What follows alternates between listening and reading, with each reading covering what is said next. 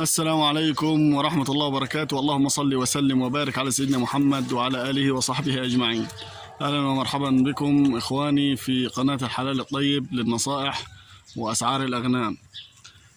قبل ما نبدأ الفيديو، اللي ما اشتركش في القناة ينزل يشترك في القناة وفعل زر الجرس، وما تنسوناش في اللايك عشان الفيديو ينتشر والكل إن شاء الله يستفيد. ما تنساش الصلاة على النبي، اللهم صل وسلم وبارك على سيدنا محمد وعلى آله وصحبه أجمعين. النهاردة هنتكلم في موضوع إن شاء الله احنا اتكلمنا فيه قبل كده، بس هنكرر تاني علشان في أسئلة جاتنا على القناة بتقول يتكلم في الموضوع ده. الموضوع ده النهاردة هنتكلم فيه هو اللكمي في الأغنام أو البشمي. هنتكلم في أعراضها وأسبابه والوقاية منه وعلاجه. أولا طبعا أسباب اللكمة في الأغنام معروفة، اللي هي تناول الحيوان كمية كبيرة من الأعلاف المركزة أدت إلى توقف الكرش. طبعا انت عارف، طبعا انت الأغنام بتاعتك كلت ايه وانت بتحط بإيدك، أو البهائم بتاعتك اتطلقت على غلة أو علف مركز، أي نوع من أنواع الأعلاف، وحصل ليها لكمة. طبعا دي أسبابها، تناول الحيوان كمية كبيرة من الأعلاف المركزة. طيب الوقاية منه، طبعا الوقاية منه انك تحافظ على الكميات اللي هتأكلها للحيوان، او انت لو مشتري بهايم جديدة ما تدخلهاش على الأعلاف المركزة على طول، هتدرجها تدريجيا، يعني تدي كميات بسيطة وكل يوم او كل يومين تزود الكمية برضه حاجة بسيطة لحد ما توصل للمرحلة النهائية بتاعت العلف. طيب دي الوقاية منه. طب ايه اللي نقدر نعمله إذا حصل لكمة للحيوان؟ الحل بسيط وسهل بإذن الله، بس أهم حاجة إن إحنا نكتشف الحالة بدري ونحاول نعالجها بدري. في ناس تقول لك اسقيها 7 أب، في ناس تقول لك مش، لا إحنا نبعد عن الحاجات اللي هي إيه، خلينا في المضمون اللي هو لو البهيم عندك اتلكم على طول هتجيب كيس لاكزافيت من اي صيدليه بيطريه، او ممكن تلاقيه في الصيدليات البشري، كله يعمل 15-20 جنيه، تسقيه الكيس على 3 مرات، اللي هو ازازه الكوكا كولي. تحاول تعبي اكتر من نصها شويه ميه وتحط تلت الكيس عليه وتجرع الحيوان بس بالراحه عشان ما يشرقش منك.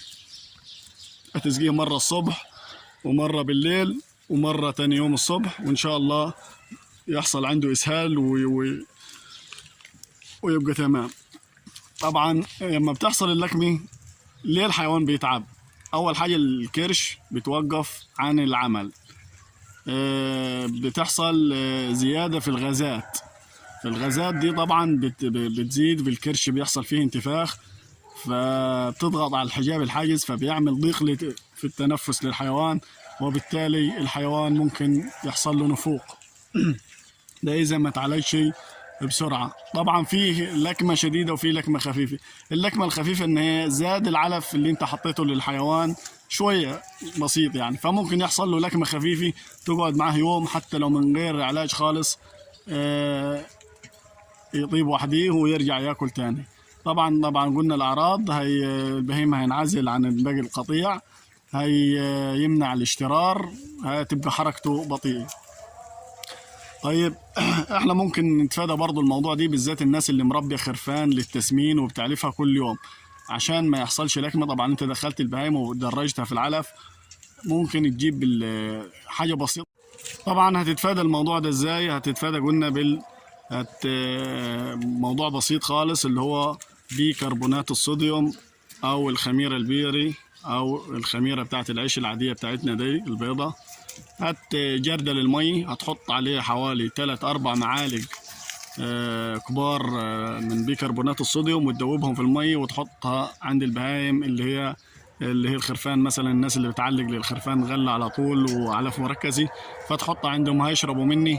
دي اول حاجه هتفيد الحيوان من ناحيه من ناحيه التحويل هيبقى كويس، من ناحيه تنشيط الكرش هيبقى كويس، بتزود البكتيريا النافعة في كرش الحيوان، وبالتالي بتزود الهضم، بالتالي بتفتح شهية الحيوان، بالتالي الحيوان بيزيد.